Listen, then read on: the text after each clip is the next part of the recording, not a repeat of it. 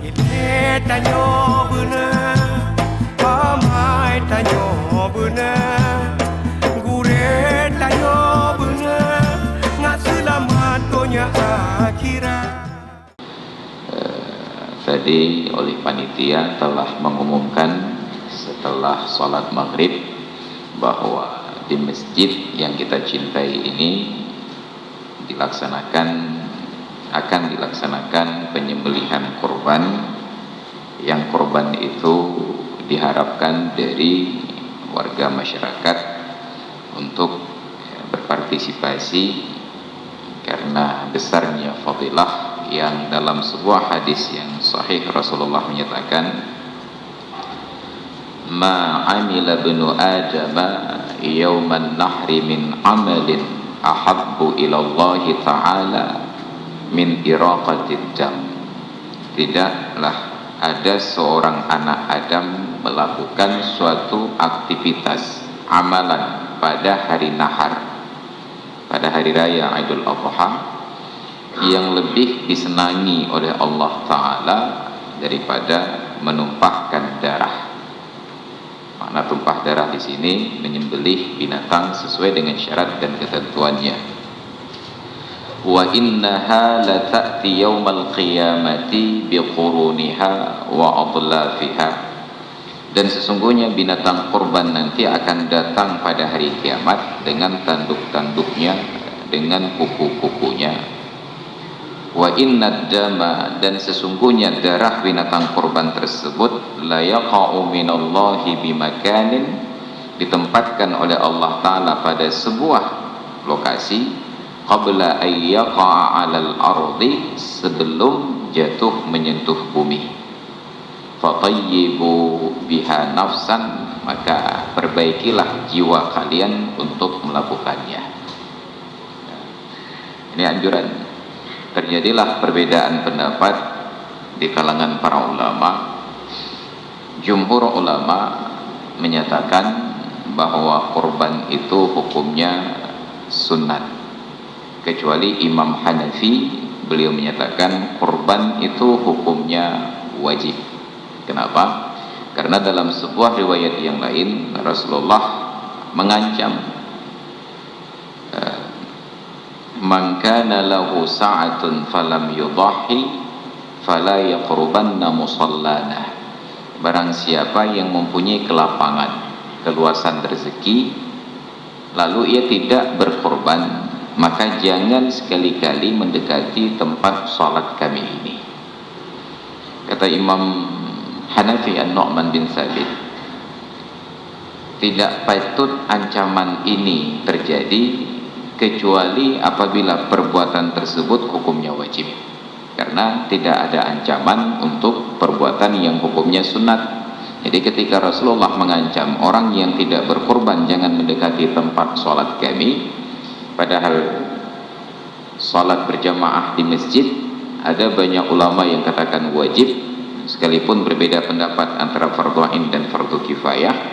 Tiba-tiba yang wajib ini dilarang karena tidak melaksanakan kurban, maka menunjukkan bahwa kurban hukumnya lebih tinggi daripada sholat berjamaah ini. Kalau tidak, sungguh tidak dilarang. Ini pada Imam Hanafi. Kemudian pada jumhur dinyatakan sunat. Kenapa sunat? Karena pada praktik Rasulullah setiap tahun beliau rata-rata berkorban 2 ekor kambing. Yang pertama beliau niatkan, Allahumma hadza am Muhammad wa ali Muhammad. Ya Allah, yang satu ini aku niatkan untuk Muhammad dan keluarganya. Yang satu lagi saat disembelih beliau niatkan, Allahumma hadza amman lam yudhahi min ummati. Ya Allah, yang satu lagi ini aku niatkan untuk orang yang tidak berkorban dari kalangan umatku. Jadi sejak 14 abad yang lalu Rasulullah tahu bahwa di Prada ada yang tidak mau berkorban, maka sudah diniatkan oleh Rasulullah 14 abad yang lalu. Rasulullah tahu bahwa di kota alam ada yang mampu tetapi tidak mau berkorban, maka Allah sudah niatkan, Rasulullah sudah niatkan untuk kita.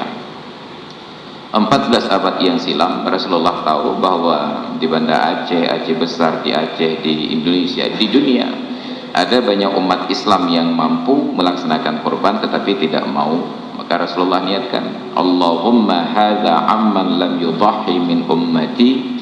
Ya Allah, yang satu ini aku niatkan untuk orang-orang yang tidak berkorban dari kalangan umatku. Jadi kalau sudah diniatkan oleh Nabi, menunjukkan bahwa hukum korban itu sunat, dan yang kedua bersifat kifayah. Apa makna kifayah? Kita ambil pemahamannya dari fardu kifayah, seperti sholat jenazah. Apa makna fardu kifayah? Sholat jenazah itu wajib, tetapi tidak untuk setiap orang kewajiban itu berlaku. Hanya apabila ada 1-2 orang di antara warga setempat melaksanakannya, selesai kewajiban, yang lain tidak berdosa. Sedangkan pahala hanya untuk yang melakukan. Lalu apa untungnya untuk yang lain? Keuntungan untuk yang lain adalah mereka selamat dari dosa meninggalkan kewajiban. Ini pada kategori fardu kifayah. Nah, sekarang bukan hanya ada fardu kifayah, tetapi juga ada sunnat kifayah. Makna sunnat kifayah, perbuatan ini sunat tetapi tidak dibebankan kepada setiap orang. Apabila ada sebagian yang melakukan dari komunitas tersebut, gugur tuntutan sunat dari yang lainnya. Komunitas yang dimaksud bukan satu kampung tetapi satu keluarga. Maka bila dalam satu keluarga sudah dilaksanakan penyembelihan seekor kurban, hasil pahala sunat tersebut untuk orang yang menyembelih dan meniatkan, sedangkan anggota keluarga yang lain selamat dari tuntutan sunat tadi. Setidak-tidaknya perbuatan mereka tidak lagi makruh. Tetapi sedapat mungkin untuk setiap satu jiwa dalam keluarga itu ada 1 ekor kurban. Jadi kalau saya dengan seorang istri dan 3 orang anak, maka sepatutnya ada 5 ekor kurban. Ternyata tidak mampu 5 ekor kurban, boleh 4. Enggak mampu 4, 3. Tidak mampu 3, 2. Tidak mampu 2, seekor kurban. Yang seekor ini untuk orang yang diniatkan. Kalau saya niatkan untuk diri sendiri, maka kurban itu pahalanya untuk saya. Istri saya tidak dapat pahala, anak-anak saya tidak dapat pahala. Apa untungnya bagi mereka? Untungnya adalah tidak lagi berada pada posisi hukum makruh, selamat dari makruh karena sudah ada 1 orang. Tahun depan datang lagi Idul Adha, ternyata hanya seekor kambing yang saya mampu. Saya korban lagi seekor kambing, saya niatkan lagi untuk saya. Tahun ketiga 1 ekor kambing, saya niatkan lagi untuk saya. Istri saya bertanya, untuk saya kapan? Untuk saya kapan? Nanti kalau sudah ada uang lebih. Enggak pernah lebih, sudah 3 tahun. Tahun keempat ada 1 ekor kambing lagi, saya niatkan untuk saya. Kata istri saya, kalau begitu udahlah saya bekerja, saya cari uang. Jangan, biarlah saya cari uang. Tapi kalau abang yang cari uang terus, kurbannya hanya untuk abang saja, untuk saya enggak pernah. Jangan cari uang, cari saja suami yang lain, katanya. Itu yang bahaya. Makanya ketika hanya mampu seekor kurban untuk setiap tahun, sedapat mungkin saling menghargai. Walaupun suami yang cari nafkah, tetapi hargai istri untuk sekali-kali niatnya atas nama istri. Punya anak, sekali-kali diniatkan atas nama anak, sambil kita menunggu untuk mampu melaksanakan kurban untuk setiap anggota keluarga sekaligus. 5 orang, maka 5 ekor kurban. Alhamdulillah. Ini di dalam mazhab Imam Syafi'i. Ya, maka dulu pernah ada seorang mubaligh di Indonesia, populer, sering masuk TV, menyampaikan versi yang berbeda berdasarkan latar belakang keilmuan beliau yang bermazhab Hambali. Beliau katakan, tidak boleh 1 keluarga 1 kambing, harus 1 orang 1 kambing. Maka terjadilah keributan pada waktu itu di tengah-tengah masyarakat karena beliau aktif juga di media sosial. Pendapat beliau ini kemudian disebarluaskan sampai akhirnya mendapatkan teguran dari Majelis Ulama Republik Indonesia. Pak Ustadz, mohon maaf, latar belakang keilmuan Anda mazhab Hambali di Arab, di Mekah, sedangkan kami di Indonesia ini bermazhab Syafi'i. Jadi mohon Anda berdakwah saja, mengajak orang kepada kebaikan. Adapun rincian kebaikan tersebut khilafiyahnya, bila Anda mampu menerapkan sesuai dengan mazhab yang berkembang, sampaikan. Bila berbeda, maka cukup kalangan terbatas, jangan secara terbuka, karena merusak pemahaman bagi orang-orang yang awam. Kenapa? Karena bagi masyarakat awam, alim tidak alim itu bukan pada ilmunya, tapi sering tidak sering tampil di TV-nya. Jadi kalau sudah sering tampil di TV, itu sudah sangat alim. Kalau tidak pernah nampak di TV, sealim apapun tidak dipercaya. Maka sekarang ilmu itu bukan lagi di kepala, ilmu itu bukan lagi di ijazah, ilmu itu sekarang tinggal di TV. Ya, jadi yang sering masuk TV itu sudah menjadi referensi yang akurat. Jangan pernah berbeda pendapat dengan mereka, karena Anda akan dibully. Ya, ini yang sudah terjadi. Makanya kita harapkan pemahaman yang baik dan benar tentang pelaksanaan kurban. Kemudian bagian berikutnya, karena ada ancaman tadi, sekalipun sudah keluar ancaman, kenapa mazhab Syafi'i, Maliki dan Hambali masih ngotot menyatakan itu sunat, pada saat Imam Hanafi sudah katakan wajib? Nabi mengancam, dan kenyataannya di zaman Rasulullah juga ada sahabat-sahabat yang mampu yang tidak melaksanakan kurban. Ancamannya, yang mampu dan tidak berkorban jangan mendekati tempat sholat kami.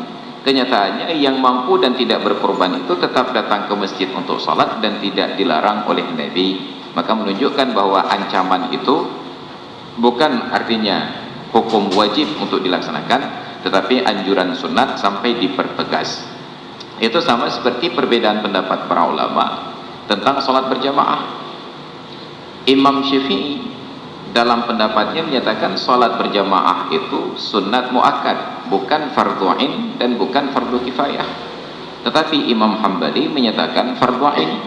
Kenapa? Karena ada hadis ancaman dari Nabi, sungguh saya benar-benar akan menyuruh seorang pria untuk mengimami satu kaum untuk sholat, wa atakhallafa minhum, lalu saya akan mencari orang-orang yang tidak sholat berjamaah, wa uharriqu alaihim buyutahum, dan aku bakar rumahnya. Kata Imam Hambali, maka sepatutnya membaca ancaman Rasulullah ini, sholat berjamaah itu fardu ain. Tapi Imam Syafi'i tetap ngotot tidak fardu ain. Tapi kan diancam oleh Nabi, orang yang tidak sholat berjamaah Nabi akan bakar rumahnya. Kenyataannya di zaman Rasulullah juga ada sahabat-sahabat yang tidak sholat berjamaah, dan ternyata sepanjang sejarah tidak ada satu rumah pun dari orang yang tidak berjamaah ini yang dibakar oleh Nabi. Maka menunjukkan ancaman ini bukan dalam hukum wajib, tetapi penegasan kalau boleh saya akan bakar, tapi tidak dibakar oleh Nabi. Andai kata ada satu rumah saja dari orang yang tidak sholat berjamaah ini yang dibakar oleh Nabi, sungguh Imam Syafi'i akan berpendapat sholat berjamaah pada sholat fardu 5 waktu adalah fardu ain. Maka ini ruang ijtihad para ulama. Tidak bisa serampangan hanya membaca 1-2 hadis lalu kita mengambil kesimpulan dan keluar fatwa, akan cacat nalar dan cacat hukum. Jadi mereka mengambil semua pemahaman baru kemudian disimpulkan. Jadi kalau ada orang yang mengatakan bahwa semua hukum itu harus kembali kepada Al-Quran dan Sunnah dengan tidak membuka ruang ijtihad, maka pertanyaannya, berapa perkara di dalam urusan ibadah itu yang disepakati, yang ada referensi di dalam Al-Quran dan Sunnah? Kita ambil satu contoh saja. Sepakat para ulama bahwa salat yang fardu sehari semalam itu 5 waktu, dan mereka juga sepakat bahwa salat yang 5 waktu itu boleh dijamak, boleh diqasar. Sepakat para ulama, salat fardu yang 5 waktu boleh dijamak, boleh diqasar. Tetapi ada perbedaan pendapat. Apa alasan supaya boleh jamak dan apa pertimbangan untuk boleh diqasar? Terjadi perbedaan pendapat. Sepakat bahwa untuk qasar adalah alasannya adalah karena melakukan perjalanan musafir.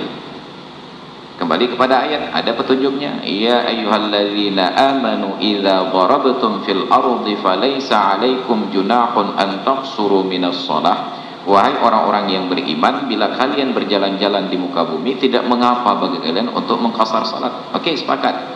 Qasar hanya boleh dilakukan bagi seorang musafir. Tetapi terjadi perbedaan pendapat. Jarak tempuh berapa jauh seorang itu disebut musafir? sepakat tentang salat fardu 5 waktu, sepakat bahwa salat fardu yang 4 rakaat boleh diqasar, sepakat bahwa alasan qasar adalah karena melakukan perjalanan musafir, tetapi tidak sepakat berapa jauh jarak tempuh baru dibolehkan menjadi musafir yang qasar salat. Ini contoh betapa ada perbedaan. Kemudian yang kedua, tentang umpamanya, kalau kita harus kembalikan semuanya kepada Al-Quran dan Sunnah, tolong jawab pertanyaannya. Setiap orang yang sholat fardu, kita berpegang pada aturan wajib tadi, fardu kifayah, oke, sholat berjamaah.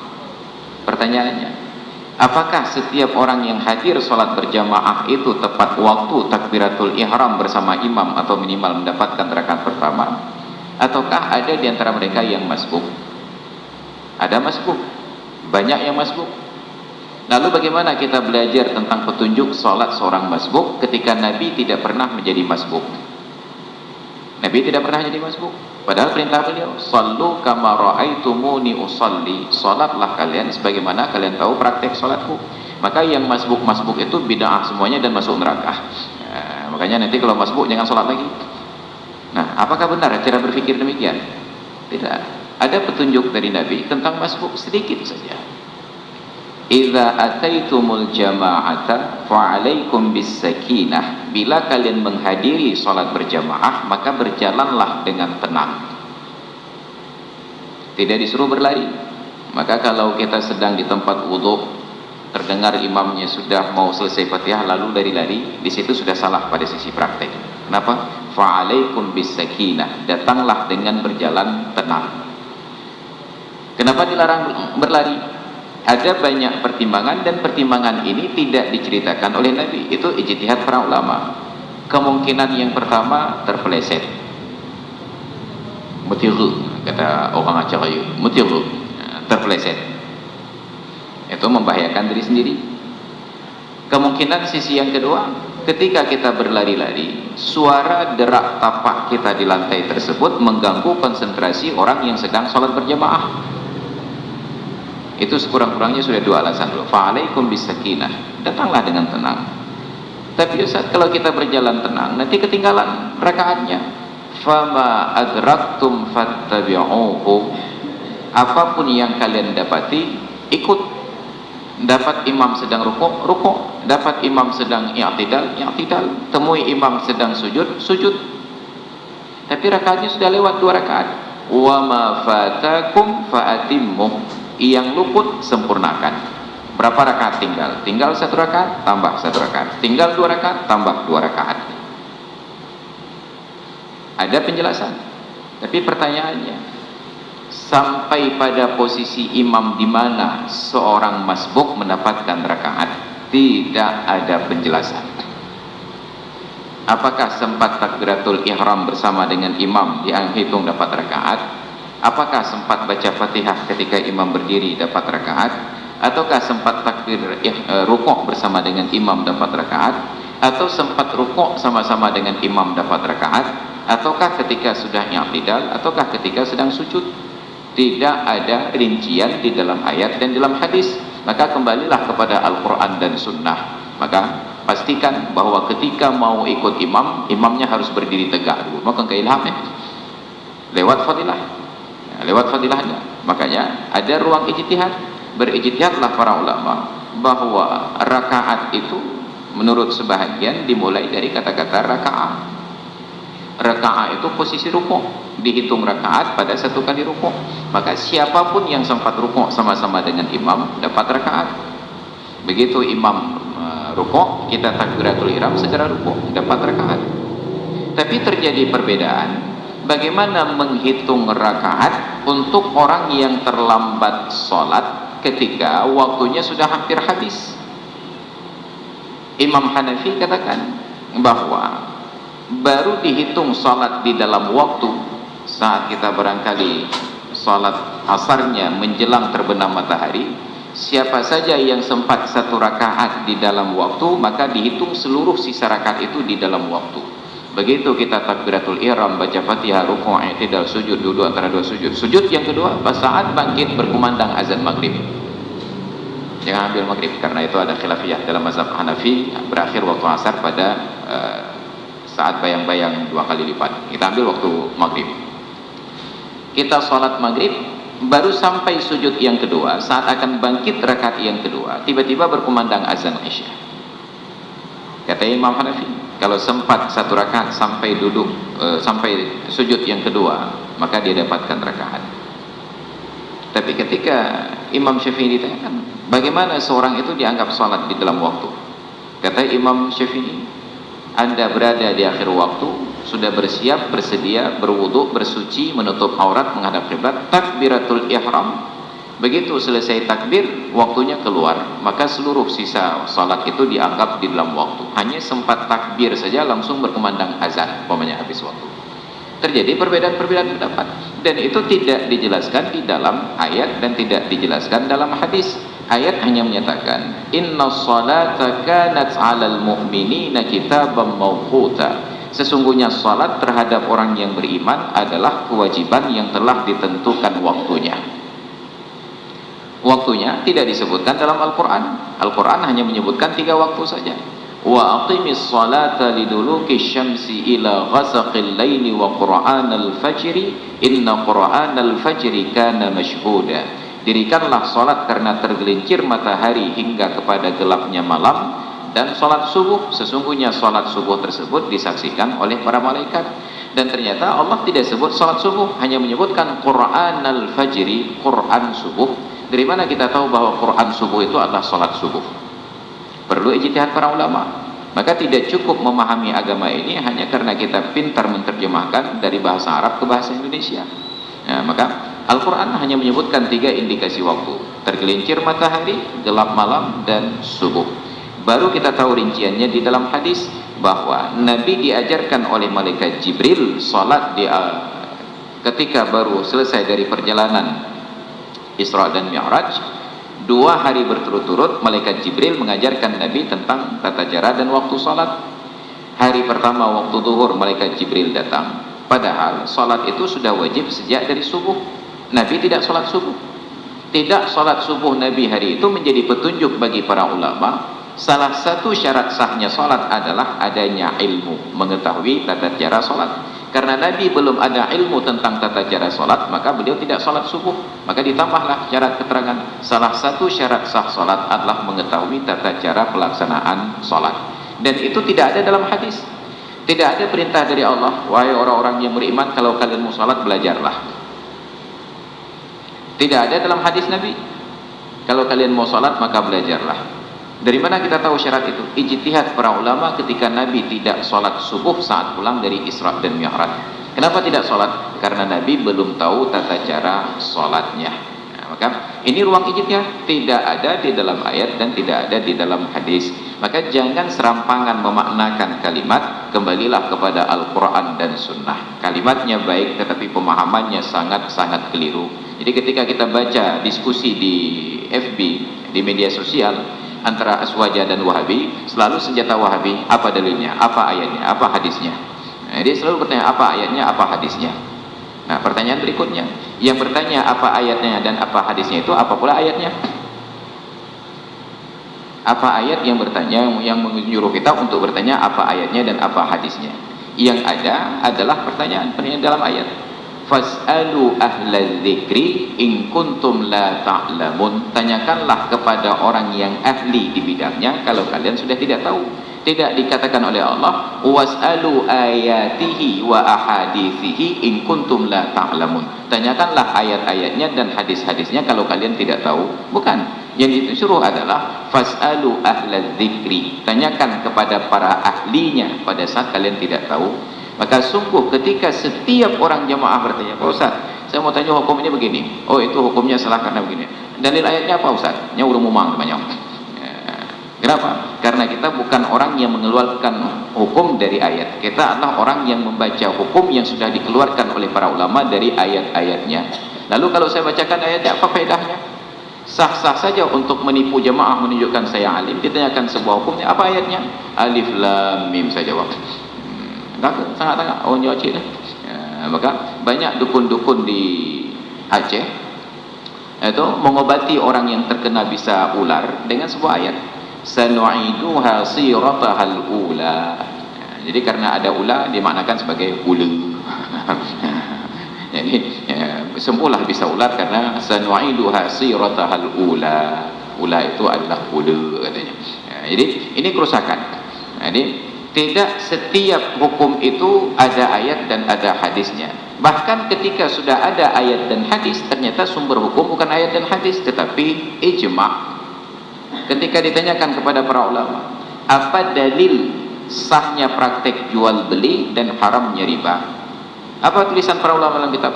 Wal aslu fihi qabla al ijma' qauluhu ta'ala wa ahallallahu al bay'a wa harrama riba. Dalil tentang halalnya dan sahnya praktek jual beli sebelum adanya ijma' adalah firman Allah Ta'ala dalam surat Al-Baqarah, Allah halalkan jual beli dan Allah haramkan riba. Apa makna qabla al-ijma'? Artinya yang menjadi dalil hukum itu bukanlah ayat tetapi ijma' para ulama, bukan ayat wa ahallallahu al-bai'a wa harrama riba. Kenapa? Karena ayat itu benar demikian tetapi penempatan indikasi madlul hukumnya belum tentu ke sana. Bai'un di dalam Al-Quran belum tentu maknanya jual beli.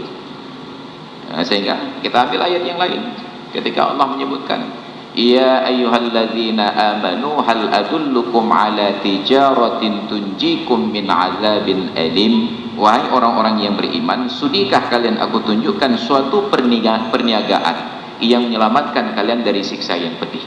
Nah pertanyaannya, apakah ayat itu bermakna ayat niaga?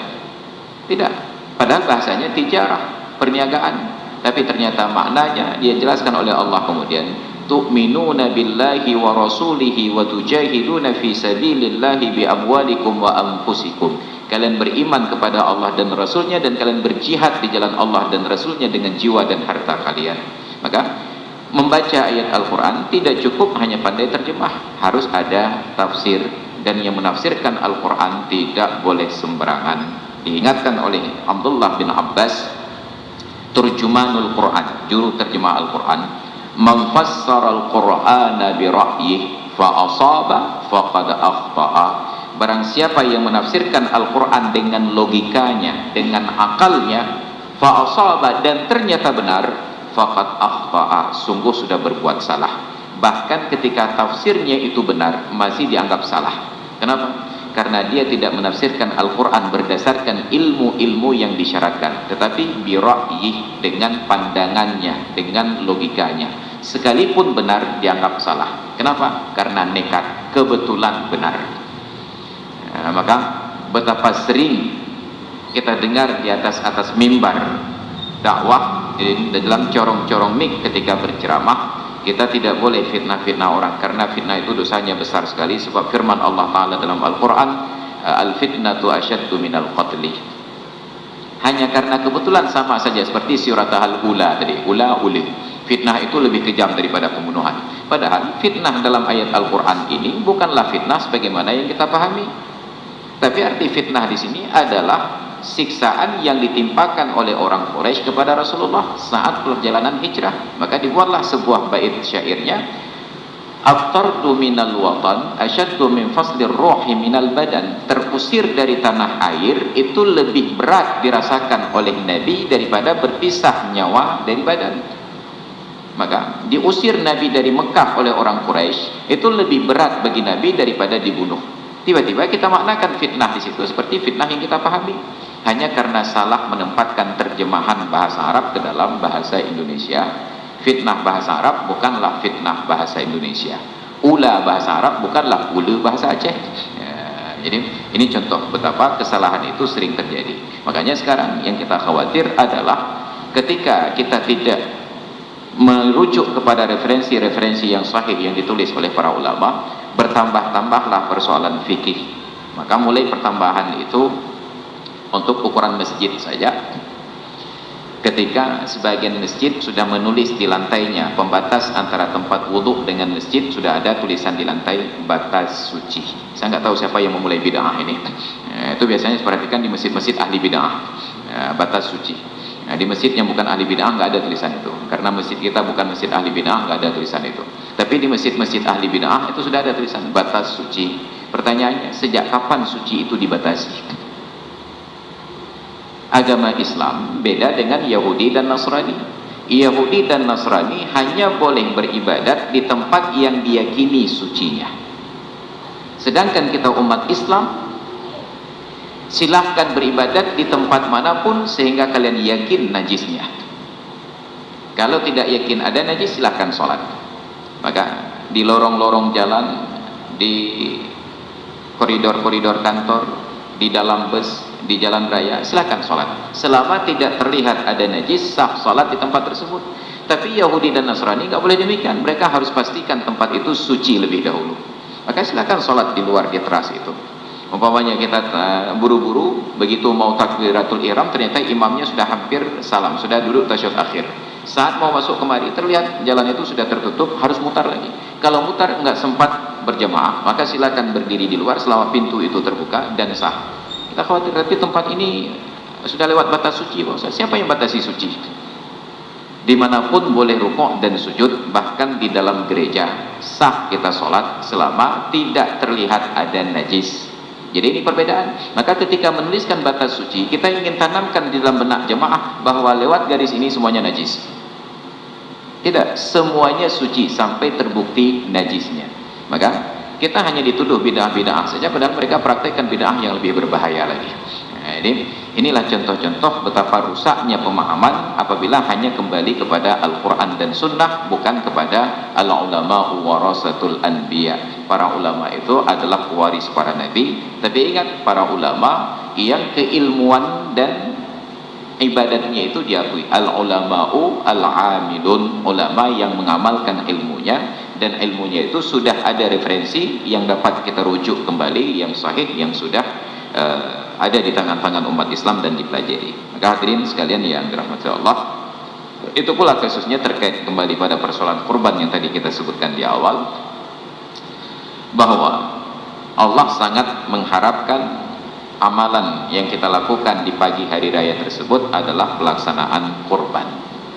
Tetapi tetap harus merujuk kepada standar keilmuan yang kita pelajari berdasarkan mazhab-mazhab. Nah, sekarang masalahnya, ada orang yang berharap kurban itu sunat saja, tidak wajib, tetapi di saat bersamaan ingin melaksanakan kurban untuk kerabatnya yang sudah meninggal dunia. Berbenturan. Karena Imam Maliki, Syafi'i dan Hambali yang katakan kurban itu sunat, sepakat bahwa kurban tidak boleh diniatkan untuk orang yang sudah meninggal dunia, kecuali apabila orang ini semasa hidupnya pernah berniat untuk melaksanakan kurban. Yang menyatakan boleh melaksanakan kurban untuk orang yang sudah meninggal adalah Imam Hanafi. Tapi menurut Imam Hanafi, kurban itu hukumnya wajib.